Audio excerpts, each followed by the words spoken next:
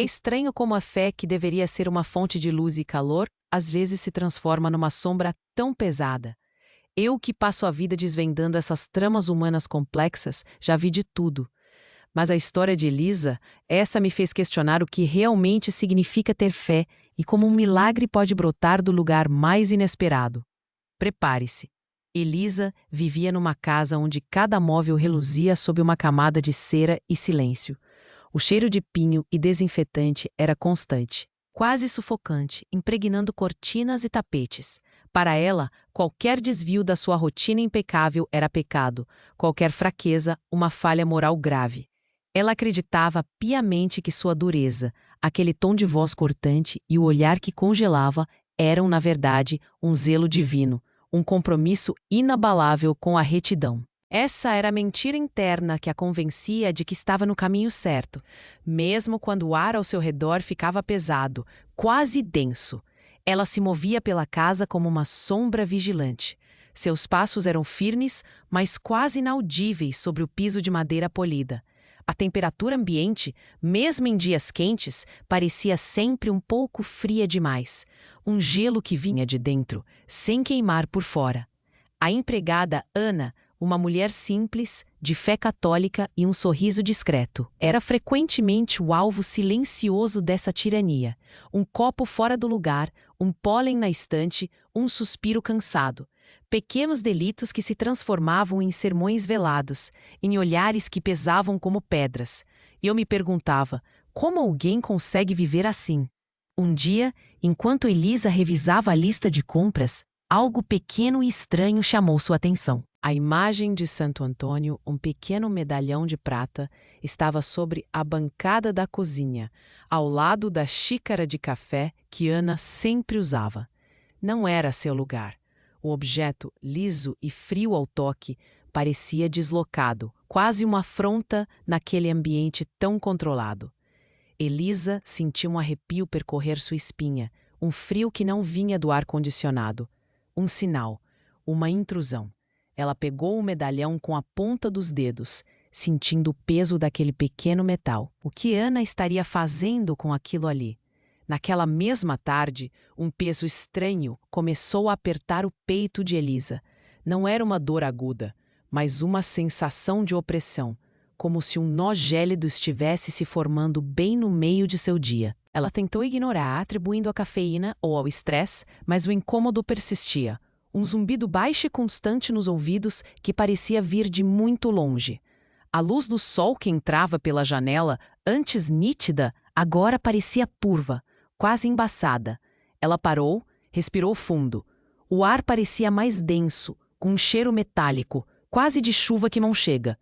Eu achei que era o começo de um mal-estar comum, mas foi muito mais. Foi uma passagem. De repente, as bordas do quarto pareceram se dissolver, e o silêncio da casa, antes tão rígido, começou a soar, um murmúrio distante, quase como vozes. O tempo elástico. Cada segundo se esticava, depois encolhia, sem ritmo. Ela sentiu uma vertigem leve, como se o chão pudesse sumir a qualquer instante. Era uma sensação de perda de controle que ela detestava, que a incomodava profundamente. A temperatura do ambiente flutuava, ora um calor abafado que subia pelas pernas, ora um frio cortante que pinicava a pele. A descida sensorial continuou. O cheiro de pinho deu lugar a um aroma adocicado e enjoativo, como flores murchas. A luz parecia diminuir, as sombras se alongavam e cada ruído externo, o latido distante de um cachorro, o motor de um carro, parecia amplificado, distorcido. A textura do sofá sob seus dedos, antes suave, agora parecia áspera, irritante. Um peso invisível se instalou em seus ombros, uma carga que não era física, mas que a curvava. Uma urgência silenciosa a invadiu, uma necessidade de entender o que estava acontecendo. Elisa caminhava pelas ruas do bairro, a sensação de peso ainda sobre ela, e via as pessoas comuns. Via o vizinho, um comunicador querido, falando com a boca cheia de promessas vazias na televisão. Via a artista venerada com um sorriso de fachada, escondendo uma vida de desilusões. Elas julgava em silêncio, sentindo um arrepio de superioridade. O orgulho cega. Ela acreditava que sua fé a tornava melhor, mais pura. A idolatria, para ela, era um pecado dos outros, nunca seu. Ela não percebia o engano em seu próprio coração. Se você já sentiu esse chamado, diga: abre meus olhos. Este foi o mundo de Elisa, um lugar que a engolfava em sua própria retidão, um castelo de cristal que estava prestes a ruir. E então, o ponto de virada chegou. Não com um estrondo, mas com o silêncio mais pesado que ela já sentira. Era um dia cinzento, a luz da manhã parecia sugada para fora do quarto. O ar estava parado, denso, e o cheiro de hospital, mesmo antes de chegar lá, já impregnava sua mente. O mundo de Elisa, construído sobre certezas e controle, desabou. Seu marido, aquele homem íntegro que ela amava à sua maneira controladora, recebeu um diagnóstico: uma doença grave, incurável. As palavras dos médicos soaram como um eco distante, distorcido, sem sentido. Elisa sentiu o chão sumir sob seus pés. As mãos que antes manejavam a casa com precisão cirúrgica, agora tremiam incontrolavelmente. Um calor estranho subiu pelo peito, sem queimar, apenas apertando. Onde estava a sua fé agora? Onde estava todo aquele zelo divino que a fazia tão superior? A casa, antes palco de sua tirania silenciosa, tornou-se um santuário de desespero. O cheiro de pinho e desinfetante, tão familiar, foi substituído por um aroma de remédios e angústia. Elisa, acostumada a ter todas as respostas, viu suas orações fervorosas se perderem no ar. Elas subiam, mas não encontravam eco. Voltavam vazias, frias. Ela se ajoelhava, sentindo o joelho doer no chão gelado. E não sentia nada além de um vazio cortante. A força que a mantinha, a crença em seu controle e em sua retidão, se desfez em pó fino. Será que sua fé era mesmo tão inabalável? Ou era apenas um disfarce? Uma voz, fria e cortante como um estilete, começou a sussurrar em sua mente. Era uma voz que questionava cada certeza, cada julgamento que ela havia feito sobre os outros.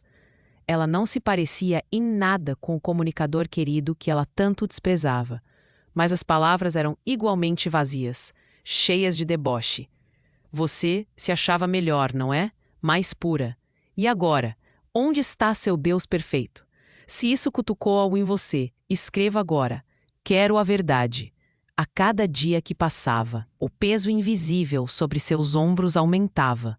A luz do sol, mesmo quando brilhava lá fora, não conseguia penetrar a escuridão que se instalara em seu coração. Ela se viu sozinha, completamente sozinha. E naquele abismo, uma imagem surgiu em sua mente, vívida e incômoda. Ana, a empregada católica, simples, que ela havia demitido meses antes. Por um pretexto fútil, ela sabia: um prato quebrado, uma mancha de café. Pequenas coisas, mas que na sua cegueira pareciam gigantes. A lembrança do medalhão de Santo Antônio, liso e frio, que ela havia encontrado na bancada da cozinha, voltou com força. Era um detalhe pequeno, mas que agora a acusava. Ela via o sorriso discreto de Ana, os olhos que, mesmo sob seus olhares cortantes, nunca perderam o brilho.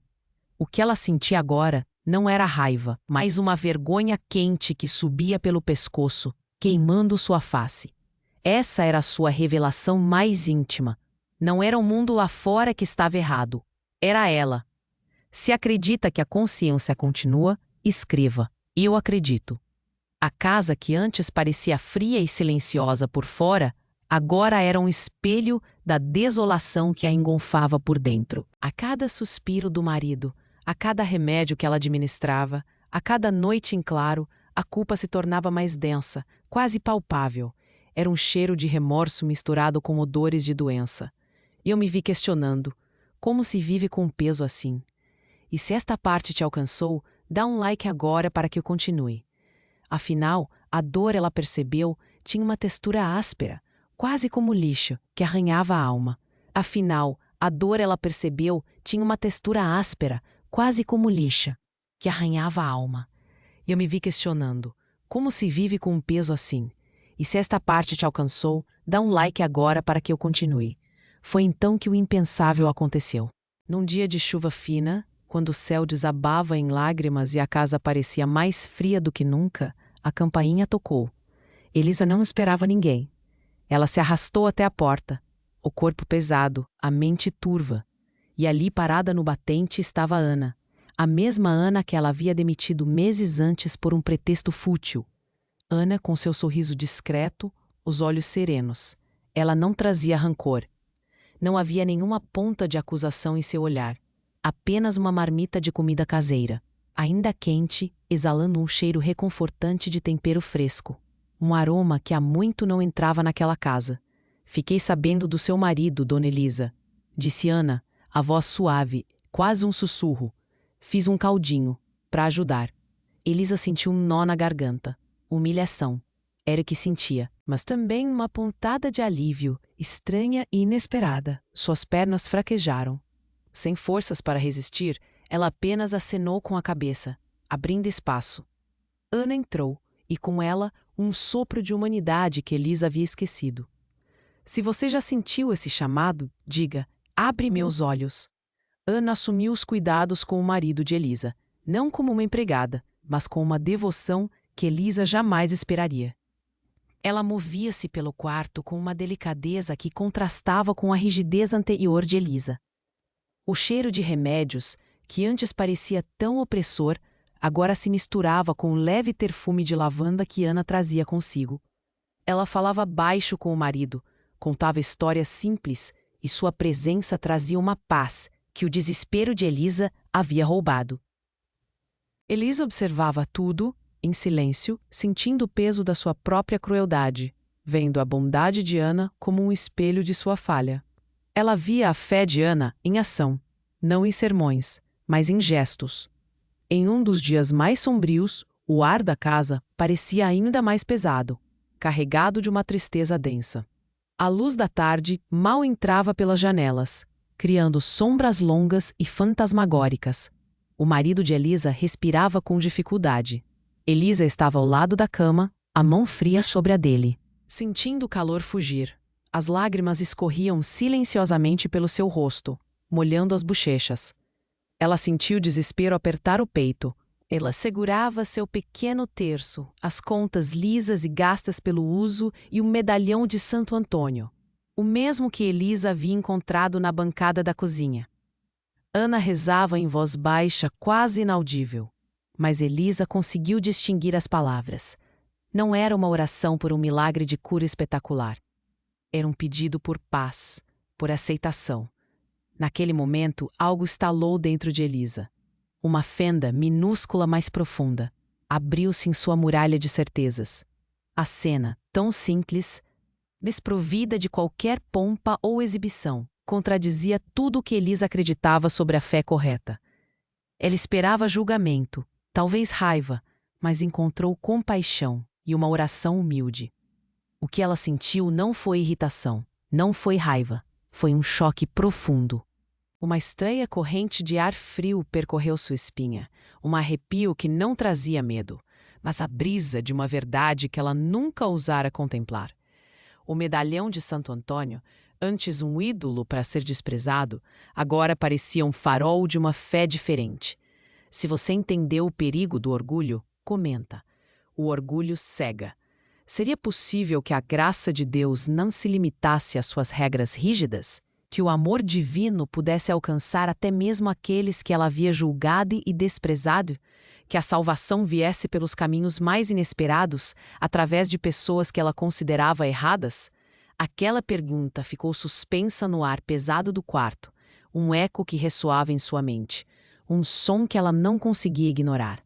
Aquele eco, aquela pergunta incômoda, ainda reverberava quando o ar do quarto ficou ainda mais rarefeito. O último suspiro do marido de Elisa, quase inaudível, rasgou o silêncio com a força de um trovão. Um vazio gelado se instalou, não só no peito dela, mas em cada canto da casa. A mão que ela segurava ficou fria, sem vida, e o calor que antes emanava dele, mesmo na doença, simplesmente se esvaiu. A luz do dia, que já era fraca, pareceu apagar-se de vez, deixando uma escuridão densa, pesada, que não era apenas a ausência de luz, mas a presença da perda. Eu senti o peso daquela cena, como se o ar tivesse se tornado líquido e me afogasse. A morte do marido, embora dolorosa e fria como o mármore, não foi o fim. Não, foi o início. Foi o portal. A dor, antes um grilhão que aprendia a sua própria rigidez, transformou-se numa fenda, uma abertura forçada em sua alma. Ela não conseguia mais respirar o mesmo ar de antes. O cheiro de remédios e desespero que impregnavam tudo começou a dar lugar a um vazio diferente, um espaço para algo novo. Elisa se viu flutuando num abismo, sem as certezas que a guiavam, sem o controle que a definia. Era assustador, mas era também libertador. Se você precisa romper com o engano, escreve: livra-me do engano. Ela começou a enxergar sua vida não como uma série de fracassos ou julgamentos alheios, mas como um caminho intrincado. Cada tropeço, cada palavra dura que ela havia proferido, cada ato de crueldade silenciosa, agora pareciam, paradoxalmente, passos. Passos em direção a uma revelação maior, uma verdade que ela havia se recusado a ver. A fé de Ana, aquela que Elisa antes considerava um espinho em sua própria retidão, começou a se revelar como um bálsamo. As orações suaves de Ana, antes vistas como idolatria, agora ressoavam com uma ternura que Elisa nunca havia experimentado. Era como se o som da compaixão estivesse pela primeira vez realmente preenchendo o vazio. Naqueles dias de luto, Ana continuava ali, movendo-se com a mesma delicadeza, preparando chás quentes que exalavam um aroma de ervas e acolhimento, contra o frio que ainda invadia Elisa por dentro. E em cada gesto, em cada olhar sereno de Ana, Elisa compreendia. O amor divino não era um prêmio, não era algo para os dignos, para os perfeitos, como ela achava que era. Era uma torrente que fluía para todos, para os quebrados, para os que erravam, para ela mesma. Aquela era a micro-recompensa, a verdade, simples e pura. O pequeno medalhão de Santo Antônio, aquele que Elisa havia desprezado, não era um ídolo, não para Ana. Era um intercessor, um símbolo de uma fé que abraça, que inclui, que não exclui ninguém. Uma fé que sentia o peso da dor alheia e oferecia um ombro. Essa nova visão desfez as correntes de amargura que prendiam o coração de Elisa. Ela sentiu uma leveza estranha, um calor que subia do peito, desfazendo o nó gélido que antes a apertava. Era como se o ar da casa, antes tão denso e sufocante, se tornasse mais leve, mais respirável. Elisa se sentiu escolhida. Não por sua retidão, que ela agora via como uma ilusão, mas por sua vulnerabilidade, aceita. Não apesar de seus erros, mas através deles. Aquela era a clareza, a verdade que a libertava do peso de ter que ser perfeita. O silêncio pesado em sua casa, antes preenchido com a condenação de si mesma e dos outros, foi substituído por uma brisa suave. A brisa da compaixão. Se você está comigo até aqui, diga: a verdade liberta. Eu achei que a história de Elisa seria só sobre o fim de uma era, mas era sobre o começo de tudo. E essa brisa trazia consigo não o cheiro de pinho e desinfetante, mas um aroma de esperança, de recomeço. Era o fim de um capítulo, mas o início de uma nova jornada. E essa brisa trazia consigo não o cheiro de pinho e desinfetante, mas um aroma de esperança, de recomeço. Era o fim de um capítulo, mas o início de uma nova jornada. Eu me vi, naquele instante, quase flutuando, como se um peso imenso tivesse sido tirado dos meus ombros. O ar, antes denso e sufocante, agora parecia leve, fresco, quase gelado em meus pulmões, mas um gelado que revigorava. Não era mais a escuridão que me engolfava, mas uma luz miúda, tímida, começando a brilhar no horizonte. A sensação física de voltar para o aqui e agora foi estranha, como acordar de um sonho profundo, onde a realidade se mistura com a fantasia, e a gente precisa de um tempo para se reorientar. Eu senti o chão firme sob meus pés, a textura da madeira polida da casa de Elisa. Antes tão familiar, agora parecia nova, cheia de detalhes. A consciência, porém, continuava pesando. Não com a culpa corrosiva de antes, mas com o peso da responsabilidade de quem viu a verdade. Uma verdade que doía, sim, mas que também libertava. Você consegue imaginar essa mudança? Uma vida virada do avesso, mas para o lado certo. Elisa se levantou, os olhos ainda marejados, mas com uma clareza que nunca tivera. A casa, antes um templo de perfeição fria, onde cada objeto tinha seu lugar e cada partícula de pó era um inimigo, começou a se transformar. Sua rotina, antes rígida e impenetrável, abriu-se. Ela não polia mais cada canto obsessivamente. O cheiro de pinho e desinfetante que eu sentia impregnar tudo deu lugar ao aroma de café fresco e, pasmem, de um pão de queijo que Ana preparava todas as manhãs. O tempo ganhou outro ritmo, menos acelerado, mais humano. Ela parou de vigiar cada detalhe, respirou. Sua relação com Ana, claro, foi a primeira a mudar. Não era mais a empregada, a católica que ela julgava. Era uma amiga, uma confidente, quase uma irmã. Elisa, que nunca havia pedido perdão a ninguém, sentiu a necessidade. As palavras saíram trêmulas, mas vieram do fundo da alma. Me perdoa, Ana, por tudo. Ana, com seu sorriso discreto, apenas segurou a mão de Elisa. Um gesto simples, mas que valia mais que 1000 discursos. Essa foi uma micro-recompensa para Elisa, para a alma dela, uma ponte. E não parou por aí. Elisa, que antes valorizava a ostentação e o consumo como símbolos de status, começou a olhar para suas posses com outros olhos. Ela doou roupas, objetos caros, coisas que antes considerava essenciais. O que ela sentia agora era uma leveza. Menos foco no ter, mais no ser. Ela percebeu que a verdadeira riqueza estava nas conexões, no serviço, não nas pilhas de coisas que acumulava. O frio do metal nas mãos, antes um sinal de poder, agora parecia vazio. Sua comunidade também sentiu a diferença. Elisa, a mulher reservada e julgadora, começou a se voluntariar em projetos sociais. Ela sentiu o calor do contato humano, o cheiro de terra molhada na horta comunitária, o riso das crianças que ela ajudava. Não era para ser vista, para ganhar aplausos, era para servir. Ela não se importava mais com o que os outros pensavam de sua nova fé. Ela estava vivendo. Se você valoriza relatos sem maquiagem, inscreva-se para caminhar comigo. A devoção de Elisa, essa foi a maior transformação. Sua fé se tornou menos sobre regras e mais sobre amor. Ela lia a Bíblia com outros olhos, buscando a compaixão, a graça. Ela aprendeu a respeitar a fé de Ana, a encontrar beleza nela, a ver o divino em gestos simples.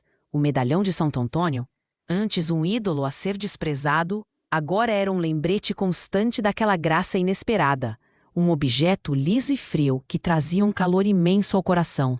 Ela entendeu que a fé não era uma gaiola, mas asas. Ela se permitiu sentir a dor do próximo, o calor de um abraço. O mundo, antes cinzento e cheio de regras, ganhou cores vibrantes. Ela, que antes era uma madrasta em seu próprio lar, tornou-se uma mulher cheia de ternura, uma mulher que finalmente se encontrou. E essa história de Elisa e a inesperada intervenção de uma fé simples através de Ana e Santo Antônio é um testemunho de que os milagres não estão apenas nas curas espetaculares. Eles estão nas transformações silenciosas do coração. Se alguém veio à sua mente, envia isso agora para essa pessoa. Mas a história de Elisa não é só dela, é a sua, talvez. Quantas vezes a gente se prende a crenças tão rígidas que nos cegam para a verdadeira compaixão? Quantas vezes a gente julga o caminho do outro, achando que o nosso é o único certo? Essa dor, esse peso no peito que Elisa sentiu, talvez você conheça bem. É o cansaço de carregar um fardo que não é seu, de tentar ser perfeito quando a graça já está ali, esperando, suave como uma brisa. Se você se viu em alguma parte dessa jornada, comenta agora. Novo começo. É hora de deixar a armadura cair, de aceitar que a salvação vem por onde a gente menos espera e que o amor divino não tem regras, só abraço, quente e acolhedor. Se essa decisão é sua, se você escolhe a leveza e a verdade que Elisa encontrou, repita comigo, em voz alta ou no silêncio do seu coração. Eu escolho a graça. Eu escolho a compaixão. Eu me abro para o milagre que me liberta. Sinta o calor dessa escolha. E o que fazer amanhã de manhã? Simples. Primeiro, leia uma passagem que fale de amor e perdão, não de condenação. Sinta a textura das palavras. Segundo, tome uma atitude de gentileza inesperada com alguém que você julgou. Ofereça um sorriso sincero, um cheiro de afeto. Terceiro, renuncie a uma crítica silenciosa que você tem guardado sobre si mesmo ou sobre outro. Deixe essa carga pesada ir. E quarto, procure uma pessoa que precise de uma palavra de carinho, de um ombro amigo e ofereça-se para ajudar. A transformação começa no pequeno, no dia a dia. A luz miúda do recomeço. No canal Santo Antônio Milagres, contamos histórias como a de Elisa, para revelar que muitas vezes a salvação vem pelos caminhos mais inesperados, por aqueles que julgamos e por uma graça que transcende nossas compreensões. E se você quer continuar descobrindo como os milagres acontecem nos caminhos mais improváveis, mesmo quando uma madrasta evangélica maltratava uma empregada católica, inscreva-se no Santo Antônio Milagres. Aqui, a graça sempre encontra um jeito.